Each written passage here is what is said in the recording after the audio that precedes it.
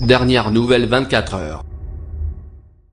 Vendredi, environ 200 étudiants se sont rassemblés à midi devant le site de Tolbiac, pour dénoncer l'intervention des CRS à l'aube et décider de la suite.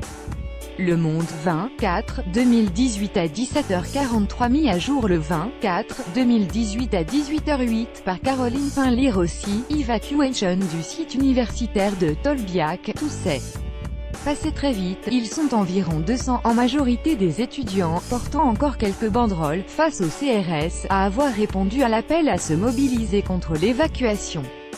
Ils discutent par petits groupes. Autour, sur les escaliers et les balcons, on les observe. Mais qu'est-ce qu'ils font encore là, interroge une cinquantenaire. Ils disent qu'ils sont mobilisés contre la sélection et Parcoursup, mais ça ne les concerne pas, en fait, c'est pour les lycéens, ça, son amie acquiesce en remettant ses lunettes de soleil sur les yeux. Elles passent leur chemin. Guillemette, étudiante aux Beaux-Arts de Cergy, patiente, appuyée contre une barrière. J'ai dormi à plusieurs reprises à l'intérieur, mais je n'étais pas là hier soir.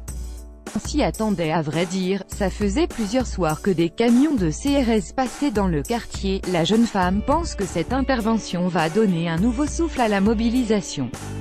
On est 200, on va faire quoi? On va aller où? Un peu plus loin dans la foule. Alix et Jules sont moins optimistes.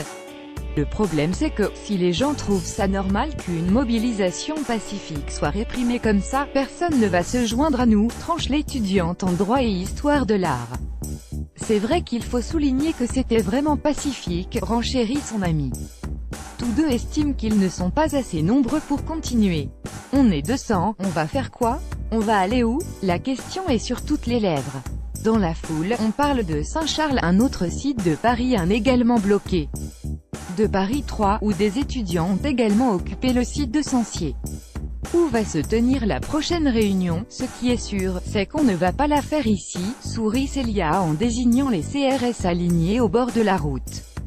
La suite, c'est difficile à dire pour le moment, on va rester mobilisés, sur d'autres campus sans doute. Le mégaphone se met finalement à gronder. Les partiels ne nous arrêteront pas, c'est nous qui allons les arrêter.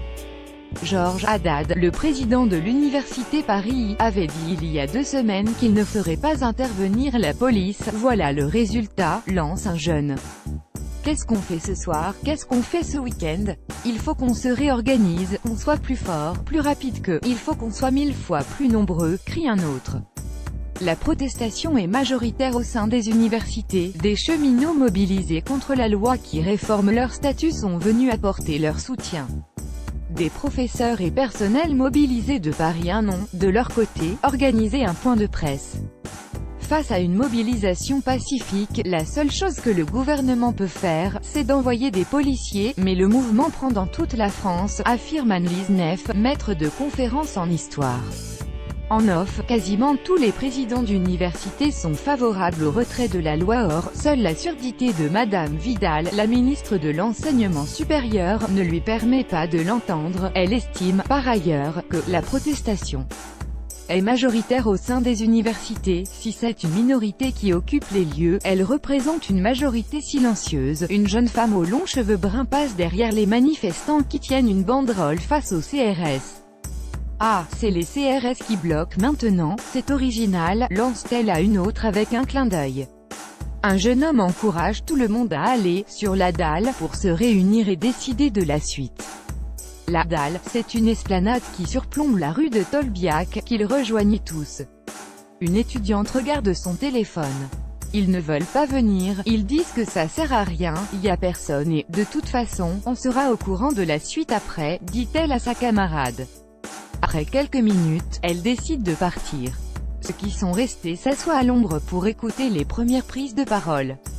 On a merdé, on a perdu Tolbiac, j'ai passé la nuit à Tolbiac, et je peux vous dire que c'est vraiment dégueulasse, c'était notre symbole, ils nous ont jarté salement. Putain, que ça nous serve de leçon, les gars, on a merdé, on a perdu Tolbiac, notre bastion est tombé, maintenant, il faut agir. Ouais, d'accord, souffle une jeune dans la foule. Mais, du coup, tu nous répartis dans d'autres facs, où est-ce qu'on va? Sont évoqués Paris 3, le site Saint-Charles de Paris, un jeune prend la parole, en montrant les caméras qui les entourent, et si on demandait aux journalistes qui décrédibilisent notre mouvement de partir, propose-t-il.